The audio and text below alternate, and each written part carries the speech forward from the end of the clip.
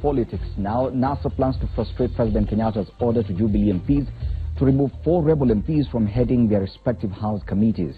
In a letter to NASA MPs, Minority Whip Junet Mohammed has instructed the coalition's MPs to boycott meetings called to remove the MPs today. Stephen Leto reports on that looming showdown. Jubilee and NASA are tonight flexing their political muscles as the ruling party seeks to remove 4 of its rebel MPs from chairing 4 House committees. Majority Whip in the National Assembly Benjamin Washiali says all Jubilee MPs have been asked to show up as they prepare to execute an order issued by President Kenyatta. Anybody looking at this, you must see a lot of fairness in the way the positions were distributed. Tomorrow, we are set. Our members are going to meet. I am aware that my counterpart on the NASA side has recalled their members. Those are targeted are Nandi Hills MP Alfred Keter, who chairs the Labour and Social Welfare Committee, Moiben's Silas Teren, who heads the Agriculture Committee, and Marakwet East Legislator Kangogo Bowen, who heads the Environment Committee. Also on Kenyatta's crosshairs is the chair of the Broadcasting and Library Committee, James Gakuya. However, Minority Whip and Suna East Member of Parliament Junet Mohammed has written to all members of the opposition sitting in all the 4 committees, asking them to boycott the scheduled session. Our members will not participate in an illegality to remove people who have been elected into office in accordance with the Constitution and the Standing Order. The Labour, Agriculture and Environment Committee have 19 members each, while the Library Committee has 21. Jubilee has majority numbers in all the 4 committees.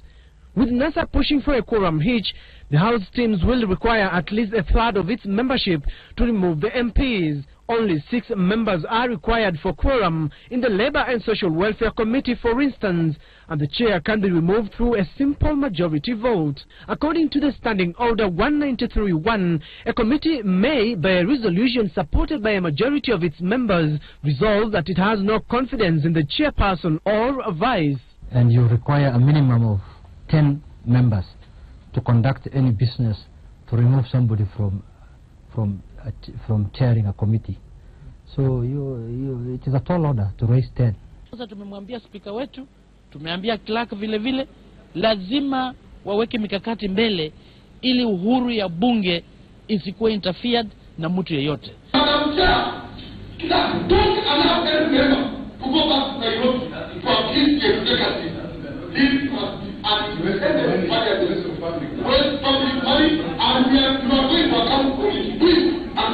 Other committees are currently undergoing their induction in Mombasa. Stephen Leto, Citizen TV, Nairobi. Yes, that's the talking point this morning, what's going to happen in Parliament. In the dailies, the Standard covers the same story on page 8. NASA deserts rebel MPs fighting Uhuru. They will now contest their seats without the support of at least 7 members of the opposition. It's all about the numbers when it comes to Parliament today. And joining me for this conversation, Dr. Sam Kamau, political analyst. Good morning. Karibu sana. Good morning. Thank you. It looks like a done deal for these 4 gentlemen. We're talking about Alfred Keter of Nandi Hills, Silas Tiren of Moiben, James Gakuya in Bakassi North, and Kangogo Bowen of Marakwet East. Looking at those numbers, even without NASA's MPs, and it makes it even much easier for Jubilee, don't you think? I'm actually intrigued by the story of the move by NASA to withdraw its membership was to deny Jubilee quorum to remove those MPs. I think inadvertently they're actually helping Jubilee achieve what they want. They didn't do the calculations properly. Because actually they were part of the team that voted for these so-called rebel MPs, and I think Keter and the group, they are relying on these particular NASA MPs to help them marshal support. So the only way now that these MPs would survive is if the Jubilee MPs, the ones who are members of the committee, fail to turn up if we don't have enough numbers. Do you see that happening with the kind of marshalling that the Jubilee is known for?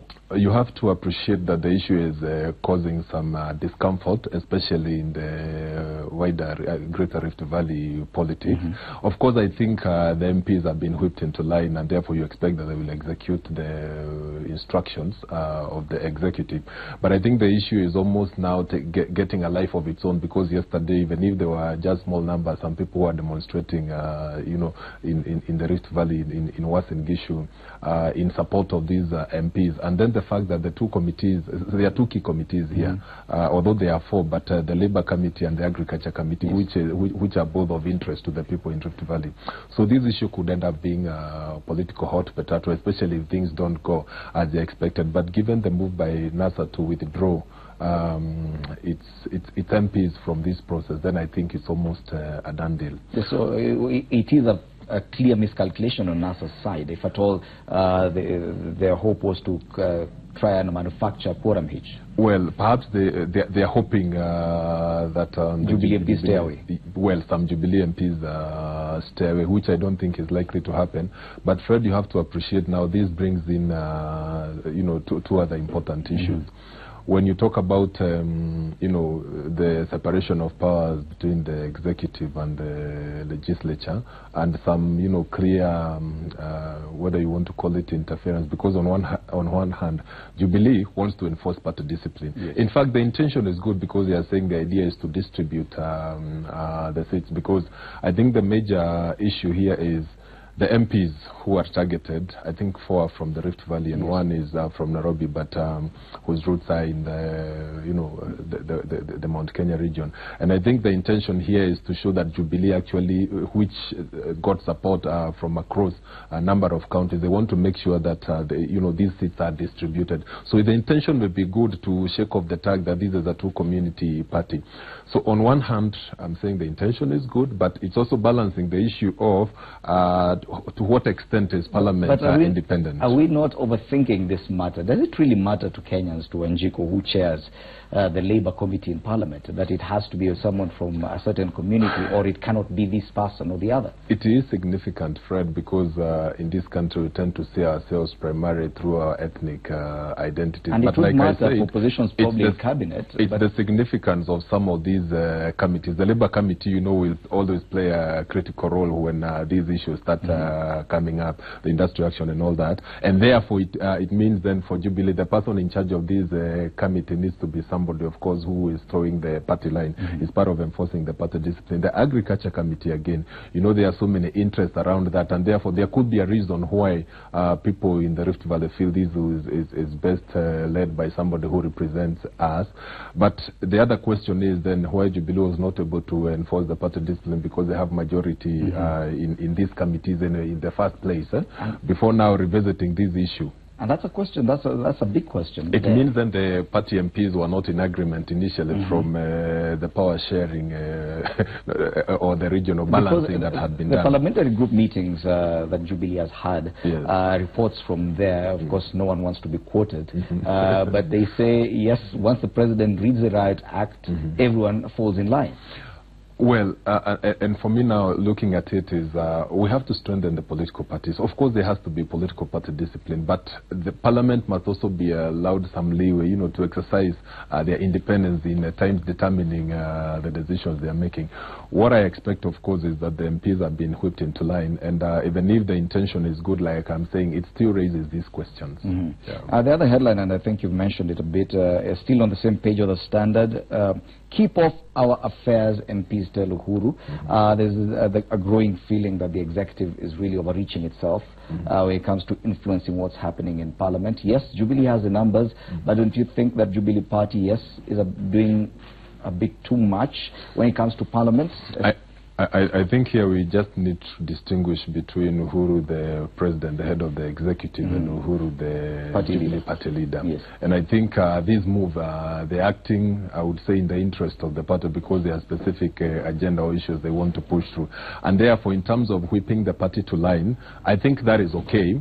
But on the other hand, that is why I'm saying it brings in that interesting conflict. To what extent can Parliament be independent to execute its oversight role? Yes. Because as you have seen, in Kenya, but it also happens in other jurisdictions, where the executive has so much power. So it counts if you are, you're the one who has been elected president and your party has majority in parliament, then you'd expect that your agenda would easily sail through. That is the good side. Of course, if you have a different agenda, there's a downside to it. So in a sense, I would not exactly agree that the president has no role in trying to enforce party rules within Jubilee. But I think it is also important for parliament, and I've always said I would want to see a vibrant parliament that is also able to assert its authority, so that not, everything is not just one way. But the kind of parliament we have right now is not able to do that. You must agree. I don't think we have actually had a parliament that is able to properly exercise its oversight role, especially over the executive, because of now that, whether I want to call it control, interference from the executive. That is why I'm saying we have to look at the positive, but there is a downside. Yes. And we have seen the consequences of both. Previously, we've had ODM as the biggest single party in parliament, mainly from the opposition, sitting on the opposition benches. Now we have it the other way. How different is it going to be for us? I think you can we should expect to see more of this going forward. The previous, the last 5 years, again, Jubilee had the majority in both houses, and therefore it was easier for them to push through its agenda. And hopefully Jubilee can use its majority in both houses to push through its development agenda, as opposed to only using that, perhaps, at the end of the day, and I think is that role that MPs will always have to balance. They were elected to represent Wanjiku, and therefore the interests and the needs of the ordinary mwananchi who elected them to represent those interests, they actually have to find their way to parliament. But when it becomes that it is only, they are serving the interest of the party, then I think the public interest is compromised. Okay. But again, if you look at the US, where there has also been disagreement between the two leading parties, even if the president and the Republicans, they have the majority, I think there's also a sense in which you see the Democrats, even in the minority, they are still able to exercise the power of their numbers, and at least in their structures, they were able to force a government shutdown, although they have now reached a compromise. Okay. Yeah. And now, finally, on this particular headline,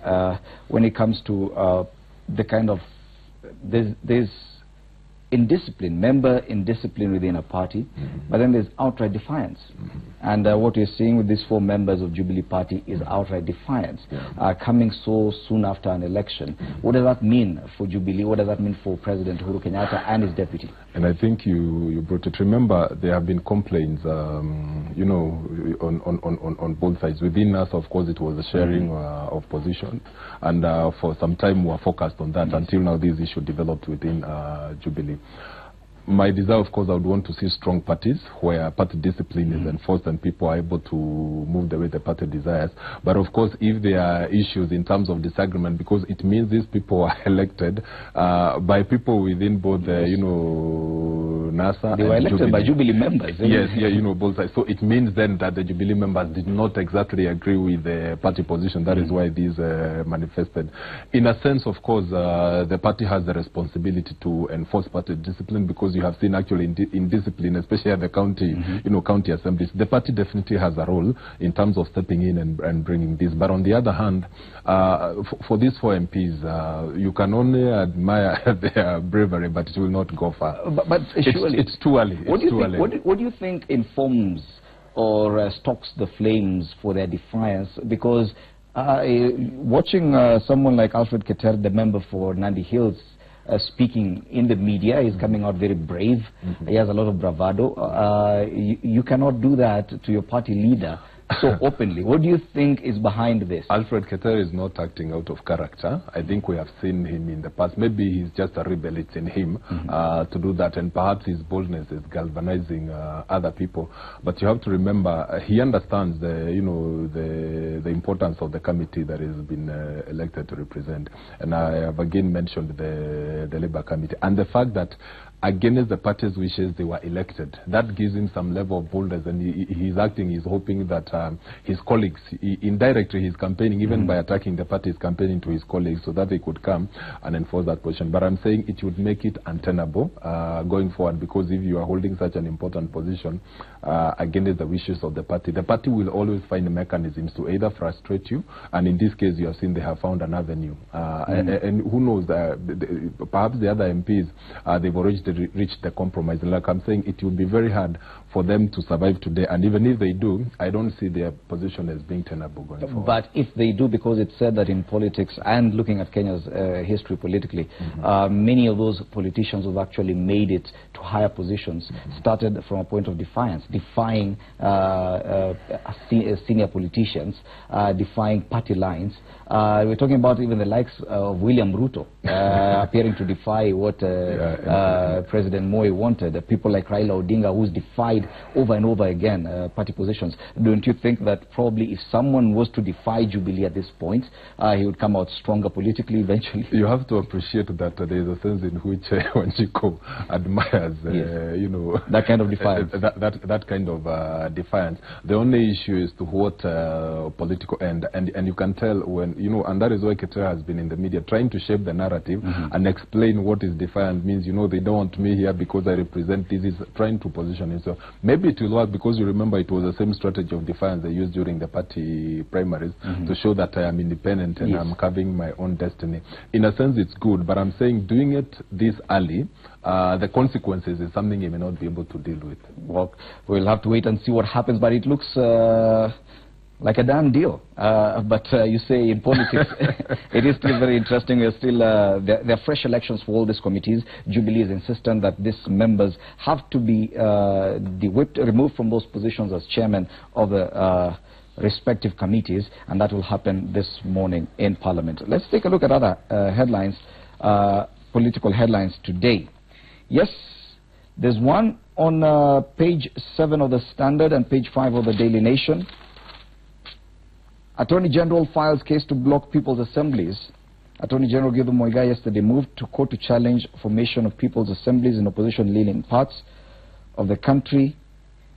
Yes, in a case filed under certificate of urgency against 15 county assemblies and Council of Governors, the AG asked the court to declare the formation of the entities illegal and unconstitutional. The story is also on page 5 of the Daily Nation.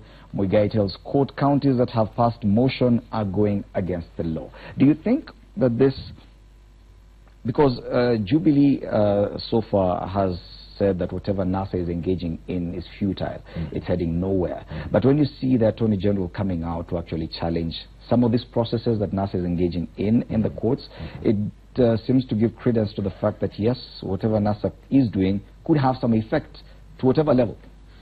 Well, my reading would be the so-called People's Assembly is likely to be the next battleground once we get past the 30th of January swearing in. Because remember, even whether or not the swearing in takes place, I suspect it will not take place.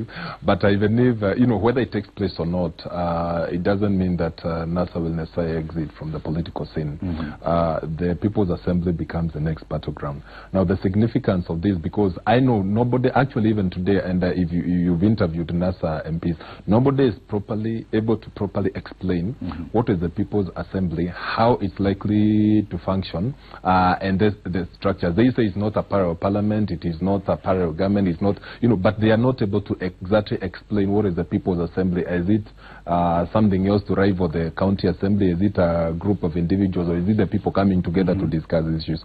But the significance of this is if you have counties, a significant number of counties or regions coming out and saying this is the People's Assembly, we do not recognize the legitimacy of the existing government. In a sense, it may not have legal consequences, but it has a political effect. And if we could hypothesize, for example, if the 30th of January swearing in takes place, and Raila is sworn in as the people's president, the only way to exercise some form of political I don't know what to call it, would be through the People's Assembly, because these are the only institutions they have created. So the move by the Attorney General is significant in that sense. So while on one side, Jubilee may have downplayed the significance of the People's Assembly, but if you have a number of counties coming together and saying we have formed these, and you see those declarations coming from different quarters, then it can trigger a political crisis in that sense. But on the other hand, you have to remember there was another case that has been filed to challenge again, because if you look at the People's Assembly and the way it's constituted, it doesn't necessarily have a legal, a constitutional framework, and perhaps based on the arguments that the Attorney General places before the judge, perhaps they may agree with him. But looking at it, I think it's a brilliant political move from the side of Jubilee, because if that happens, then NASA's card, they would have played their last card. The case comes up for mention on January 28th. You say it is a brilliant move from the Jubilee side, but what if the courts decide the other way? Don't you think that would actually give more credence to this assemblies, that if at all the Attorney General he has challenged them in court, then the court says there's no problem with these assemblies? Don't you think that would be a hit? Remember, every political move is always a gamble. It could work, it could backfire. I actually thought about it, that if the court does not agree with the Attorney General, then the People's Assembly and those who are behind the push will feel emboldened. The only thing is, what is the People's Assembly? And even to sustain, because remember, when you're mobilizing people towards particular, you have to show them the end. And as it stands right now, and that is the greatest struggle NASA has, is what is the end goal, what is the objective? Are we going to have elections in 6 months, which is what they had said, but they seem to have abandoned that. I think you're pushing for reforms, but remember, you have about 4.5 years to do this. The fact that there is no achievable political goal end game in mind, then the People's Assembly are just like to fizzle on their own. Take a look at another probably connected headline on page 3 of the Daily Nation. NASA changes venue of Raila oath ceremony. Now, this is a story on page 3 of the Daily Nation. There are reports that Uhuru Park has already been booked by a church and the Nairobi business community. But according to one member of NASA, they say that they've changed. They could change, but according to this story, NASA has changed the venue. Do you think this headline is accurate? Looking at the story, I'm not exactly sure what informed the headline, because even the person who is alleged to have communicated that, number one, is we are not told who is just a NASA insider, and therefore I don't think that is enough to go by. But you have to remember this issue of the swearing in, where initially they were asking governors, or they were trying to explore the possibilities of different venues.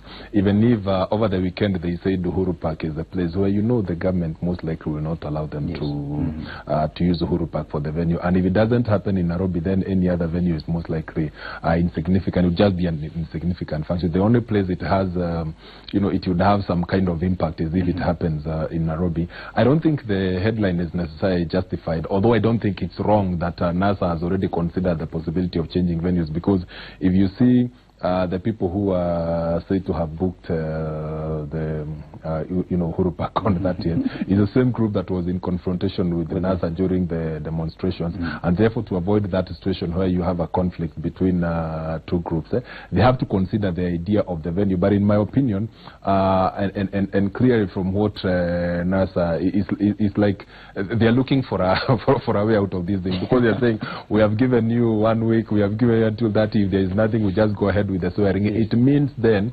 perhaps even the logistics towards that swearing in have not been put in place. It's just their way of pushing for this so-called dialogue. Well, that's the headline on page 3 of the Daily Nation. One more NASA headline on the back page of the Daily Nation. NASA now raises storm on boundary review.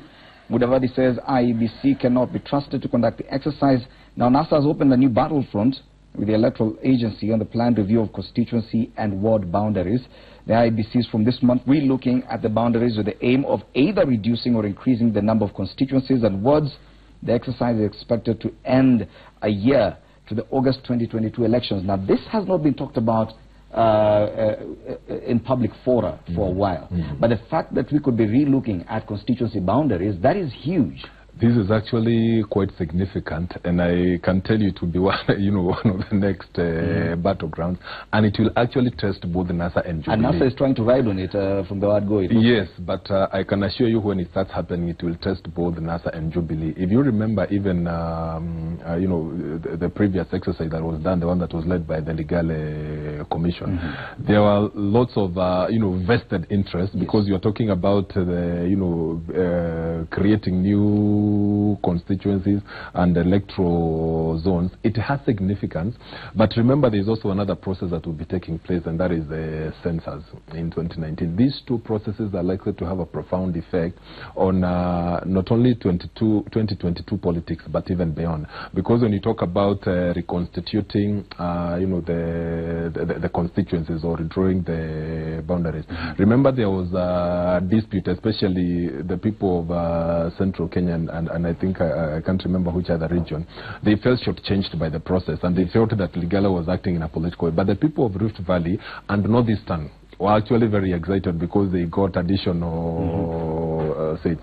Now, when you look at the constitution of the current constitution of the different political parties, the way the formations are, when these vested interests start coming up, and you will see different regions now pulling in their direction, this actually has the potential to divide the major political parties. It will be a major battleground, because the issue is, do we look at geography? Do we look at population in terms of determining the boundaries? The ideal way would be to look at both. But what if we feel that a county like Lamu, which has, the numbers, I think, about 100,000 people.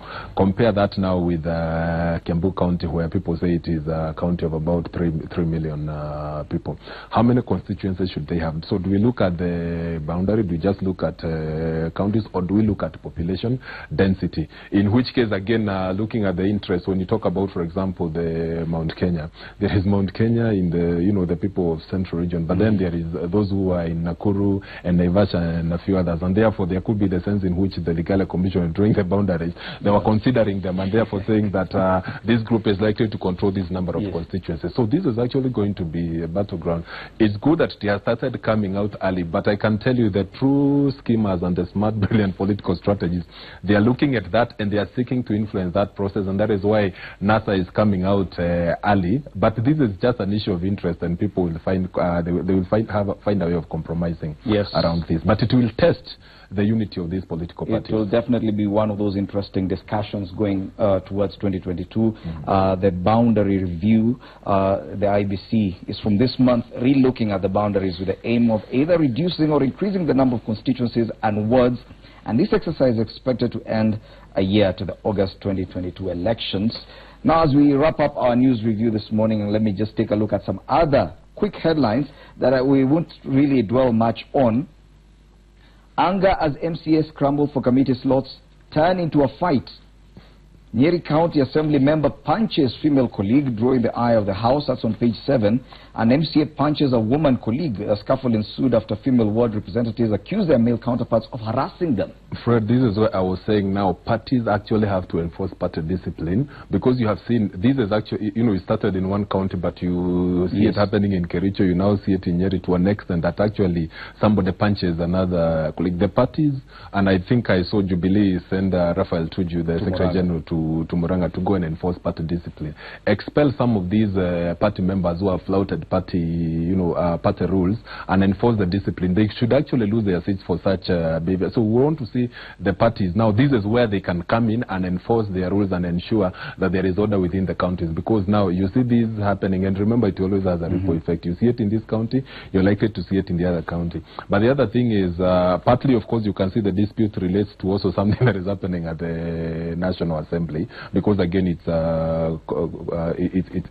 a conflict about party, committee positions. So there's a sense in which some MCAs have not fully understood what is the role of an MCA within the county. Others feel so big, because as you saw in the confrontation at the airport, they felt they had the ability to almost commandeer a plane and feel that they, we are waheshimiwas. So I think part of misunderstanding the role of the MCAs, but I think parties can come in and clamp down heavily on these MCAs. MCA punches woman colleague. This is one of those headlines that you can find in the Daily Nation. Totally unacceptable. When you see leaders doing this, that is how now you see the ordinary Mwananchi also thinking that, you know, I would call it gender-based violence, that it is acceptable. It's leaders behaving badly. It's on page 7 of the Daily Nation. Makes for a very interesting read. Thank you so much, Dr. Sam Kamau, helping us look at the political headlines this morning. Thank you. Even as we wrap up our news review, there's a very interesting headline on page 8 of the Daily Nation. Granny seeks end to 55-year marriage. 75-year-old told court that husband spent most time at her co-wife's house. So after 55 years, she's done. Well, that wraps it up for our news review this morning. Thank you for watching. Remember, Power Breakfast still continues up until 9 a.m. Sorry. The hashtag to use is Power Breakfast. Willis Waburu coming up. Remember, Man Cave, plus a lot more in store. My name is Freddie Ndewuli. Good morning.